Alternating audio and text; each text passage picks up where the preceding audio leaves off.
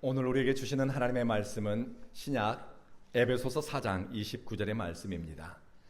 하나님의 평화가 여러분과 함께하기를 주의 이름으로 축복합니다. 5월은 가정의 달입니다. 저는 신앙과 인간관계에 관한 내용으로 계속해서 말씀을 전하고 있는데요. 오늘은 언어 생활과 신앙이라는 제목으로 말씀을 전하겠습니다. 인간관계를 풍성하게 만들고 신뢰할 만한 관계로 만드는데 가장 중요한 역할을 하는 것이 언어 습관입니다. 부부 사이에 사용하는 언어, 부모와 자녀가 사용하는 언어 굉장히 중요합니다. 어떤 단어를 사용하고 어떤 표현을 내뱉느냐에 따라서 이 관계가 신실한 관계가 될 수도 있고 이 관계가 깨지고 불신의 관계가 될 수도 있습니다. 성경은 말의 무게, 말의 가치, 말의 힘에 대해서 들려주면서 하나님의 자녀는 어떤 말을 피해야 되고 또 어떤 말을 사용해야 되는지에 대해서 거듭 당부합니다. 예수님을 인격적으로 만나게 되면 가장 먼저 변하는 것 중에 하나는 언어 습관입니다. 예수 믿는 사람에게 언어는 단순히 의사소통의 도구만이 아니라 내가 그리스도의 다스림을 받고 있다는 신앙 고백, 그리고 내 신앙의 됨됨이, 신앙의 가치를 담아내는 표지가 됩니다. 그래서 어떤 사람이 사용하는 언어, 그 사람이 사용하는 언어 표현을 듣게 되면 이 사람이 그리스도 안에서 성장하고 성숙하고 있는 사람인지 그렇지 않은지를 우리가 느낄 수 있습니다. 영성가들은 언어는 영혼의 상태를 드러내는 창이라고 불렀습니다. 그래서 언어 습관은 내가 즐겨 사용하는 표현은 영성 습관입니다. 또 여러분이 사용하는 말은 하나님 앞에서 그리고 사람과의 관계에서 내가 어떤 존재로 살아가고 있는지 여러분의 존재를 드러내는 표지가 바로 여러분이 사용하는 말입니다. 그러니 우리가 뚫린 입이라고 함부로 말하는 것 아니고 말할 수 있다고 막 말할 수 있는 것이 아니지요. 성경은 예수를 구주로 믿는 성도들에게 무엇을 말해야 될지 그리고 어떤 태도로 말해야 될지 심지어 언어를 사용하는 이 사람이 어떤 언어를 사용하는가, 이 사람을 곁에 둬야 될지 아니면 이 사람과 거리를 둬야 될지 그 사용하는 언어에 따라서 사람과의 거리도 조종하라고 합니다. 아무나 내 곁을 내주지 말라는 거예요. 말을 어떻게 해야 하는가, 또 내 말에 담아야 할 방향과 가치는 무엇인가. 에베소서 4장 29절에 이 말의 정신, 말의 가치가 담겨 있습니다. 세번역 성경으로 말씀을 읽어드리겠습니다. 여러분, 나쁜 말은 입 밖에 내지 마세요. 덕을 세우는데 꼭 필요한 말이 있으면 적절할 때 하세요. 아무 때가 아닙니다. 듣는 사람에게 은혜가 되는 말을 하세요. 믿으십니까? 얼마나 아름다운 말씀입니까? 나쁜 말은 입 밖에 내지 마세요. 덕을 세우는데 필요한 말이 있으면 적절한 때를 봐가면서 말을 하세요. 듣는 사람에게 은혜가 되게 하세요. 사람이 태어나면 엄마 아빠라는 말을 가장 먼저 배우지요.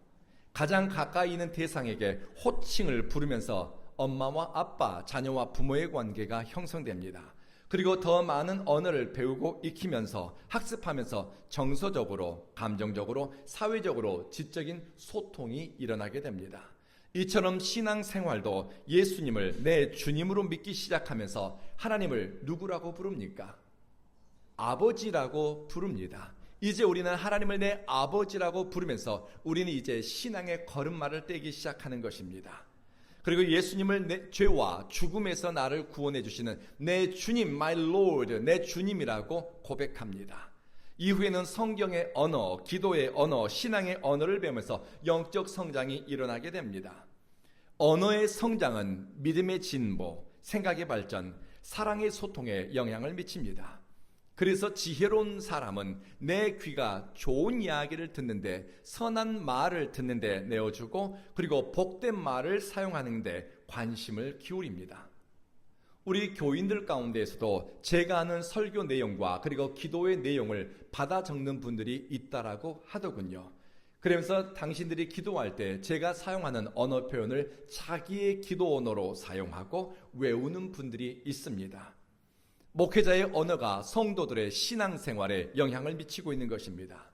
여러분의 일상의 태도와 삶에, 또 여러분이 사용하는 기도 언어와 사람들과의 의사소통에 영향을 미치고 있습니다. 그래서 저는 가급적이면 정확한 의사표현, 그리고 성경의 의미를 바르게 전달하기 위해서 늘 사전을 찾아보고 국어사전을 가까이 하면서 내가 사용하고 있는 표현이 바른지 그른지, 우리 성도들에게 어떤 마음을 불러일으킬지 늘 새로운 언어를 배우는 마음으로 설교문을 작성하고 기도 원고를 쓰고, 그리고 새로운 표현을 배우기 위해서 여러분이 생각하는 것보다 저는 엄청나게 많은 애를 쓰고 있습니다. 왜냐하면 제가 사용하는 언어가 여러분의 기도 언어, 신앙의 언어가 되기 때문입니다. 되는 대로 살면 되는 것이 있다고요? 없다고요? 없습니다. 되는 대로 살면 되는 것이 없습니다. 어제와 똑같은 언어 습관, 삶의 태도로 오늘을 살면 안 됩니다. 그렇게 살아간다면 우리에게 앞으로 주어질 날도 뻔한 것입니다. 우리는 우리에게 주어진 날들을 복된 날들로, 하나님과 동행하는 순간으로, 찬란하고 빛난 영광의 시간으로 만들어 가야지요. 이것이 우리에게 남은 날 동안 살아가야 될, 이루어야 될 사명입니다. 바울은 어떤 목적을 가지고 우리가 말해야 할지, 어떤 말의 가치를 우리 언어 속에 담겨야 될지에 대해서 들려줍니다. 여러분, 어떤 말은 입 밖으로 내야 덕이 되는 경우가 있습니다. 어떤 말은 표현되어지고 고백되어질 때 덕이 됩니다. 반면 어떤 말은 거르고 또 거르다가 그냥 입속으로 꾹 삼켜야 덕이 되는 경우도 있습니다. 성경은 이렇게 얘기합니다. 경우에 합당한 말은 은쟁반의 금사과와 같대요. 경우에 합당한 말, 적절한 말은 아로새긴 은쟁반의 금사과와 같다. 얼마나 아름답고 멋진 표현입니까? 상황과 그리고 상대를 고려한 말이 덕을 세우고 공동체, 화평을 가져다 줍니다. 내 입을 떠난 말이 사람 사이에 혹시 분쟁과 갈등을 일으키는 것이 아니라 서로를 신뢰하게 만들고 내가 속한 공동체 안에서 좋은 공감대를 만들도록 말하고 전하는 그 입술은 복이 있는 입술입니다. 잠언 13장에서 이렇게 얘기합니다. 사람은 입의 열매로 인하여 복락을 누린다. 나는 왜 이렇게 되는 일이 없을까? 선한 말, 좋은 말, 아름다운 말, 믿음의 말 고백해 보십시오. 되는 게 없는 것이 아닙니다. 되는 게 없는 사람의 그 입술에는 되는 게 없는 언어 표현이 있습니다. 사람은 입술의 열매로 복락을 누린다. 성경은 우리에게 들려주니 지혜로운 사람은 단어 하나에도 복된 언어, 복받는 언어, 선한 의미를 가진 표현을 사용하는 것입니다. 복된 입을 가진 사람, 복을 불러오는 언어 습관을 가진 사람이 있습니다. 바울은 이렇게 에베소 교인들에게 표현한 적이 있습니다. 여러분은 말을 할 때 은혜 안에서 소금으로 맛을 낸 것처럼 말을 하세요. 여러분, 이 표현이 이해가 되십니까? 여러분, 누군가에게 말을 할 때 은혜 안에서 소금으로 맛을 낸 것처럼 말을 하세요. 맛깔스럽게 말하는 것입니다. 그 사람에게 참 행복하고 화목하고 기분 좋게 하고 격려하는 그런 언어를 표현하라는 것입니다. 진정성이 있고 기쁨을 가져오는 말, 만나는 사람에게 선한 영향을 끼치고 교회 공동체 안에 덕을 끼치는 그런 말을 표현하라는 것이죠. 사람들은 내 입을 떠난 말이 휘발성이 있어서 사라지는 것이라고 생각합니다. 정말 그럴까요? 어제 여러분이 사용했던 선하지 않은 말들이 여러분 마음가운데 있습니까? 없습니까? 있습니다. 사라지는 것이 아닙니다. 그러면 5년 전에 여러분의 배우자를 향해서 모질게 뱉었던 그 말들이 사라지고 잊혀지는 걸까요? 아닐까요? 아닙니다. 여러분의 배우자는 기억하고 있습니다. 20년 전에 내 아이에게 했던 그 독한 말, 아픈 말이 20년 전에 사라졌던 것이 아니라 내 아이를 지금도 아프게 하는 경우도 있습니다. 누군가의 마음에 혹은 어느 공동체 안에서 내가 던진 그 말 한마디가 복된 열매를 맺을 수도 있고, 또는 증오와 미움, 오해와 분열을 가져오는 씨앗이 될 수도 있습니다. 그래서 지혜로운 사람은 말의 무게를 압니다. 말이 가진 힘, 에너지를 두려워합니다. 그래서 단어 선정, 표현에도 주의를 기울입니다. 신뢰하는 사이에 나와 평생을 동행한 배우자였으니까, 내 아이니까 말을 그냥 해도 된다? 내 감정을 다 표현해도 된다? 아닙니다. 오히려 무촌 관계, 누구 관계입니까? 무촌일수록 더 말의 격식을 차려야 됩니다. 바울이 고린도 교회 교인들 향해 이렇게 편지를 쓴 적이 있습니다. 고린도 교인들이여, 내가 고린도인을 향해서 입이 열리고 내 마음이 넓어졌습니다. 사실 고린도 지역에 사는 사람들, 고린도 지역은 바울에게 엄청난 아픔과 괴로움을 안겨준 사람입니다. 그런데 예수 안에서 바울의 마음이 넓어지고 사랑이 깊어지고 도량이 자라가기 시작하니 내게 아픔을 주었고 만나기도 싫고 상종하기도 싫었던 그 사람을 향해서 내 입이 열리고 내 마음이 넓어졌습니다. 어떤 입이 열렸는가? 바울은 나중에 이렇게 고백합니다. 고린도인을 향해서 내가 믿음의 말을 풍성하게, 내게 아픔을 주고 내게 상처를 줬던 그 사람을 향해서 믿음의 말을 풍성하게 하고 복된 말로 복을 선포하고 빌어주고 있더라는 것입니다. 예수 안에 있는 사람의 흔적입니다. 그런데 어떤 사람은 밖에 나가면은 자기가 다니는 교회를 욕하고 목회자를 비방하고 교인들에 대해서 끊임없이 비방하는 사람이 있습니다. 그런데 믿는 사람에게 욕하면 뭐 이해할 수도 있지만은 하필이면 믿지 않는 사람에게 왜 자기 교회를 욕하고 자기 목사를 욕하고 우리 교인들에 대해서 왜 믿지 않는 사람에게 욕을 하는지 모르겠어요. 불신의 말을 주는 말을 하고 다닙니다. 전도의 문을 막는 사람입니다. 저는 이런 사람들을 본 적이 있습니다. 전도의 문을 막는 사람. 아무리 전도를 우리가 열심히 해도 그 사람이 뿌려놓은 불신의 말과 오해와 의혹의 말 때문에 영혼 구원의 길이 막히기도 합니다.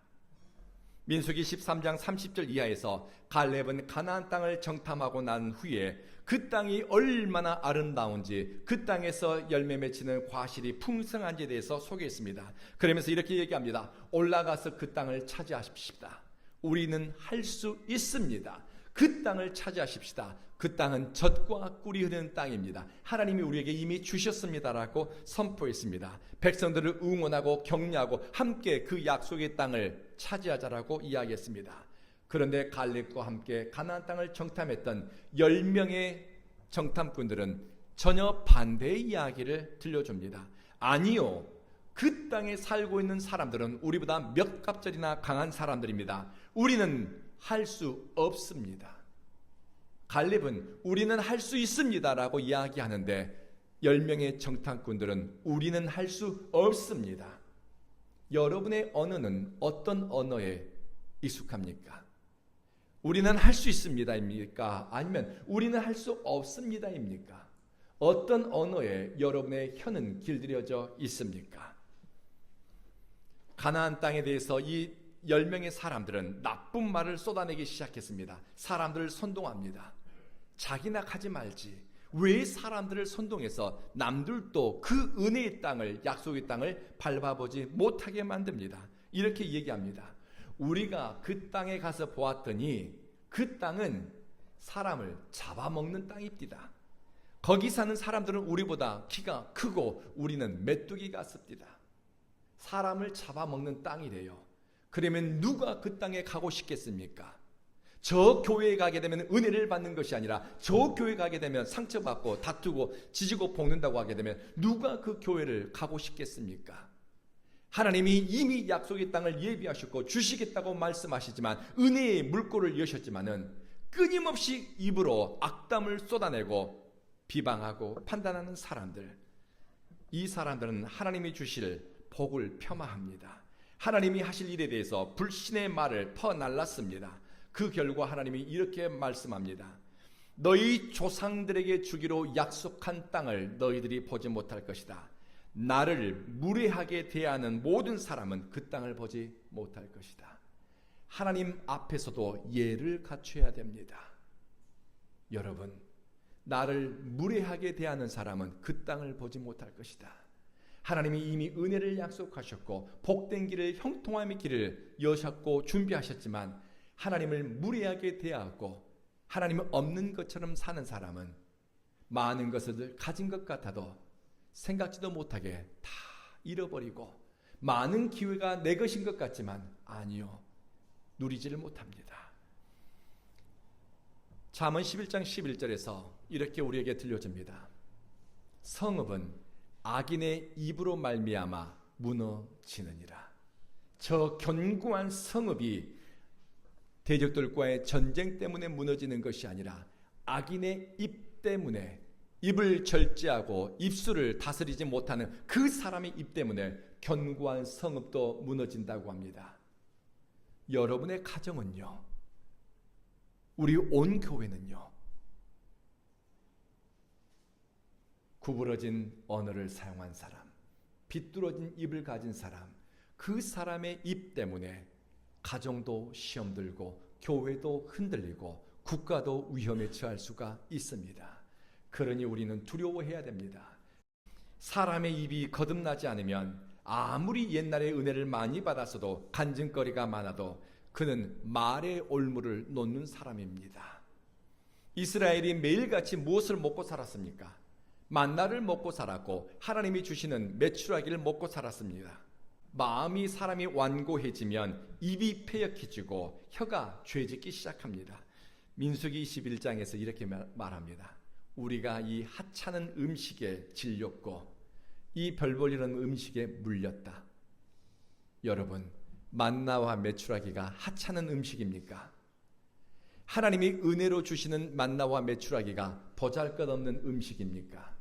그런데 이 이스라엘 사람들은 하나님이 주시는 이 일용할 양식을 하찮다, 보잘것없다, 내 입이 질렸다, 이제는 입에 물려서 못 먹겠다라고 떠들어댑니다.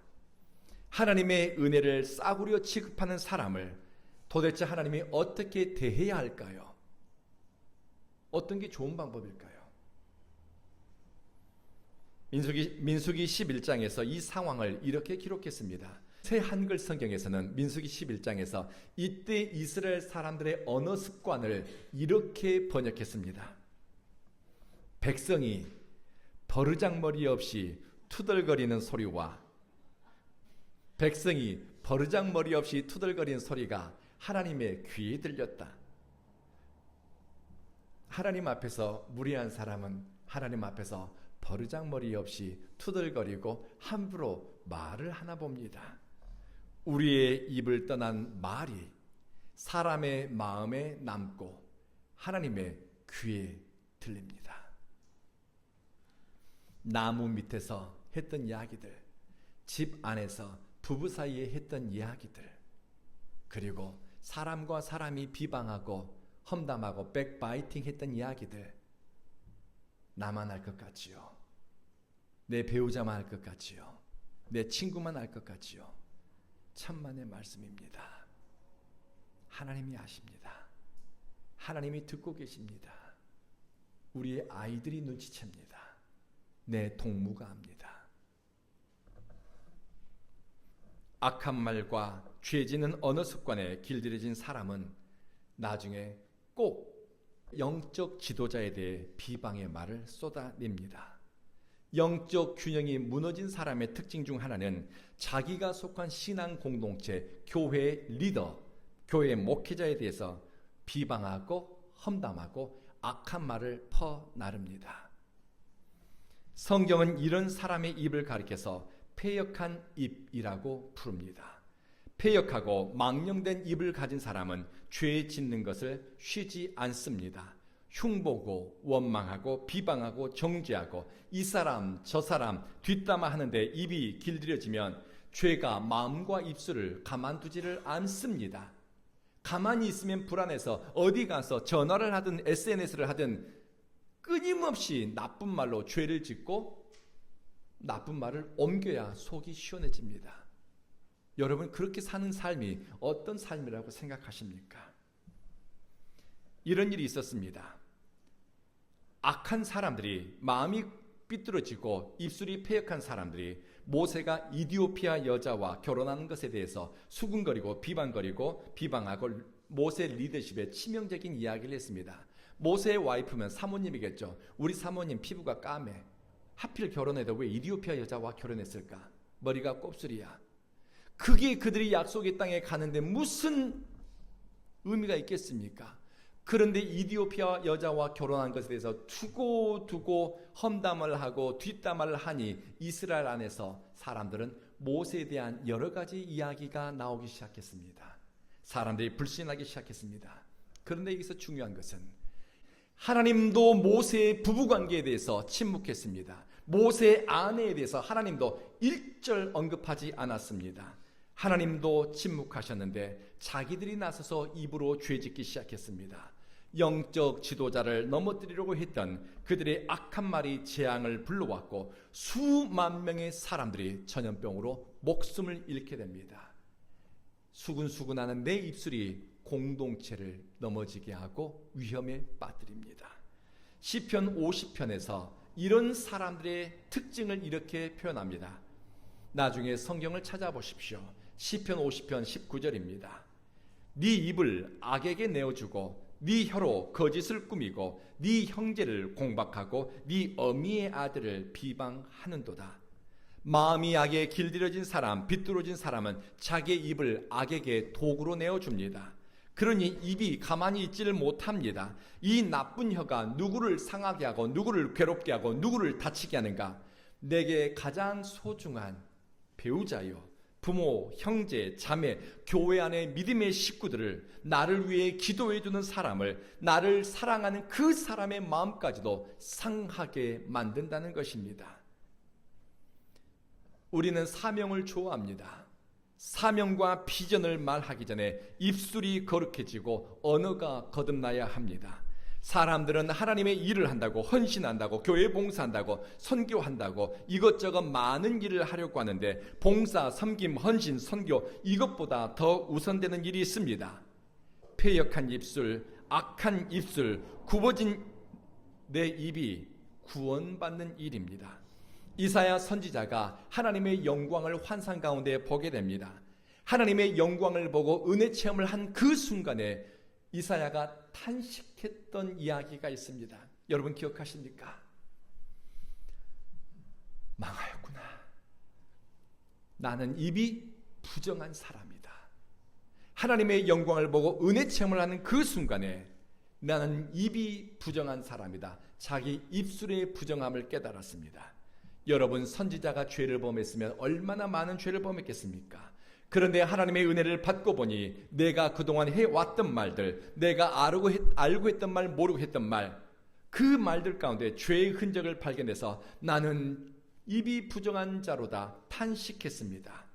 내가 예수 잘 믿는 것 같고, 내가 신앙이 깊은 것 같고, 주님을 위해 이것도 한 것 같고 저것도 한 것 같고, 이것도 하고 싶고 저것도 하고 싶은데 이사야 선지자는 나를 보내주십시오, 사명에 대해서 이야기하기 전에 입술이 얼마나 부정하고 죄에 길들여졌는지 내 언어 습관을 회개했습니다.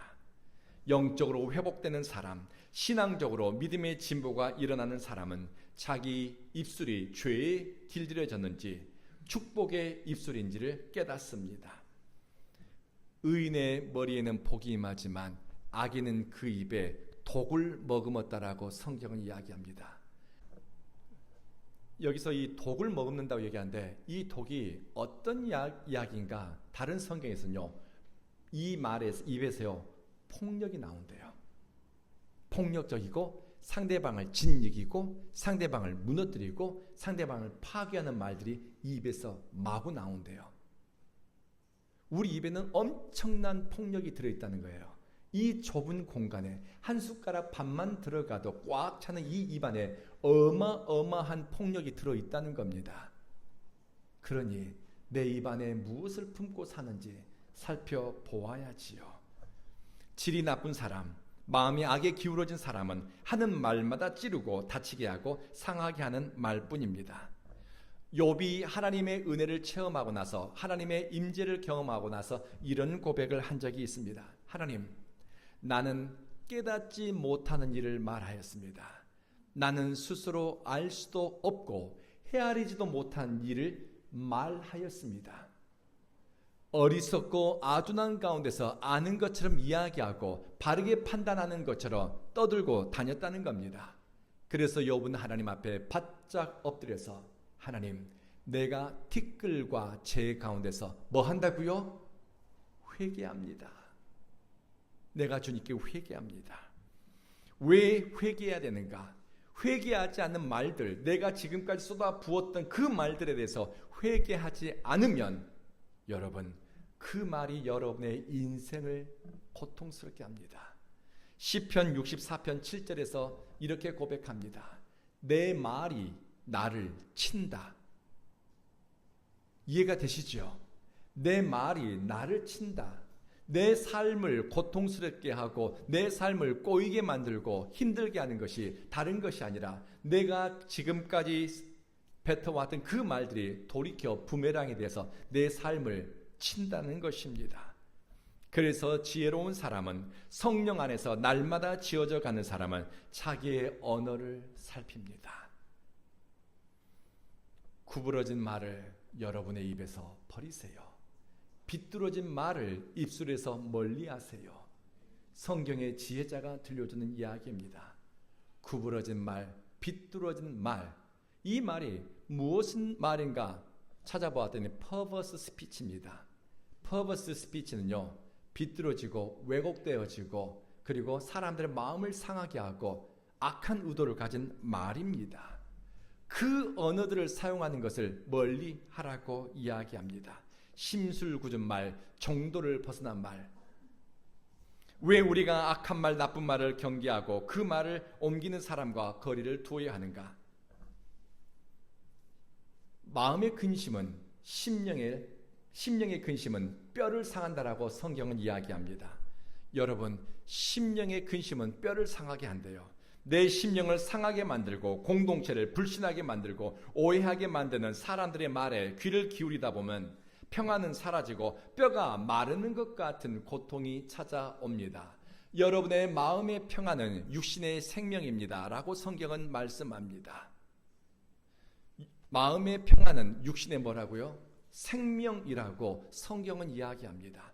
그런데 내 평안을 깨뜨리는 누군가의 말, 내 안식을 짓밟는 누군가의 말, 이것 때문에 우리의 뼈가 상하는 것 같은 고통을 느낄 수도 있습니다.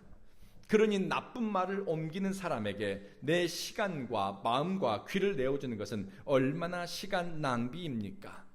그래서 자기를 사랑하는 사람은, 진심으로 자기 삶을 아끼는 사람은 악한 입술을 가진, 패역한 입을 가진 사람에게 내 귀를 내어주지 않습니다. 고등학교 동창이니까, 대학 동문이니까, 같은 교회 다니니까 저 사람 말 다 들어주지. 아니요.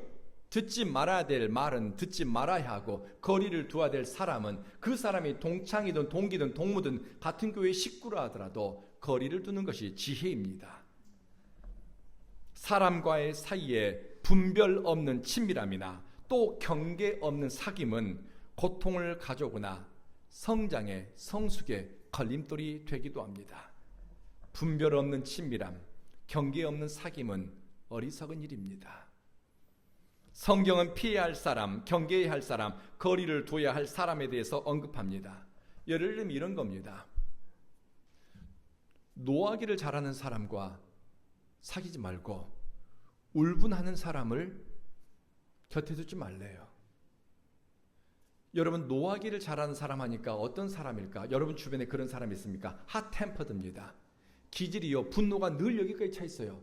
뭔 말만 하면은 그냥 버럭하는 사람이 있습니다. 그 사람이 아무리 내게 이익이 될 것 같아도 이런 버럭하는 사람과 사귀지 말래요. 그리고 울분하는 사람과 동행하지 말랍니다. Do not be associated. 그 사람과 동행하지 말래요. 여기서 울분하는 사람이 뭐냐면 억울한 일이 많은 사람일 것 같죠? 아니요. easily angered. 쉽게 화를 내는 사람입니다. 그런 사람과 동행하지 말래요. 지혜로운 사람일수록, 영적으로 성장할수록 내 곁에 두어야 할 사람과 거리를 두어야 할 사람을 분별하게 됩니다. 다윗은 그렇게 시편 26편에서 이야기합니다. 허망한 사람, 속이는 마음과 말을 옮기는 사람과 나는 같이 앉지 않았습니다. 그리고 간사하고 음흉하고 교활한 사람, 위선적인 사람과는 나는 동행하지도 않았습니다. 우리의 사회적 관계, 사람과의 거리도 뜻을 두어 믿음의 가치를 담아서 거리를 조절해야 된다는 것입니다. 아무에게나 내 곁을 내주지 않은 것입니다. 나이가 들어간다는 것, 신앙이 성장해 간다는 것은 우리 생각의 방향이, 그리고 우리 언어의 가치가, 말에 사용한 표현이, 단어가 선택할 줄 안다는 것입니다. 말씀을 마치겠습니다. 여러분, 생명을 사랑하고 좋은 날 보기를 원하십니까? 생명을 사랑하고 좋은 날 보기를 원하십니까? 그러면 여러분의 혀를 금하고 악한 말을 입에서 내지 말고 여러분의 입술로 거짓말을 전하지 마십시오. 우리가 사랑하는 베드로 사도가 베드로전서 3장에서 들려준 말씀입니다. 우리의 입에서 사람을 무너뜨리거나 상처를 주거나 관계를 병들게 하는 더러운 말은 그 이름조차도 부르지 말라고 합니다. 사람을 회복시켜주고 세워주고 소망을 주는 덕스러운 말을 배우고 익히고 사용하기를 열망하십시다. 우리는 평생 믿음의 길에서 학생입니다. 우리의 언어가 지식과 상식을 전달하고 시시비비를 가리기보다는 은혜를 끼치고 은혜의 통로가 되기를 주님께 열망하고 바라고 우리의 입술에 그레이스, 은혜를 담아낸다면 주님이 여러분의 길동무가 되어주시고 복된 마음을 가진 사람들이 여러분의 동무가 되어줄 줄로 믿습니다. 기도하겠습니다.